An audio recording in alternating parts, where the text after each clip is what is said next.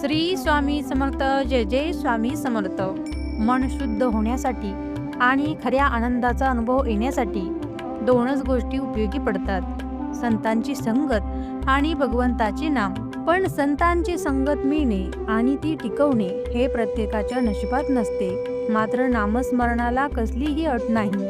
ते कुठेही, कधीही आणि कोणालाही शक्य आहे. नाम घेतले की सत्संग आपोआप घडतो. नामातून चिंतन निर्माण होते, चिंतनातून सातत्य येते आणि सातत्य पक्के झाले की माणसाला स्वतःच्या हृदयातच भगवंताची जाणीव होते. हे श्री महाराजांच्या उपदेशांचे सार होते. महाराज नेहमी सांगत की भगवंतावर प्रेम करायला शिकायचे असेल तर आधी माणसावर निष्कपट प्रेम करायला शिका. घरच्या माणसाकडे दुर्लक्ष करू नका. त्यांना कधी उपेक्षित किंवा कष्टी ठेवू नका. ते ठामपणे म्हणत, ज्या संसारात राम नाही त्या संसारात खरी विश्रांती मिळत नाही.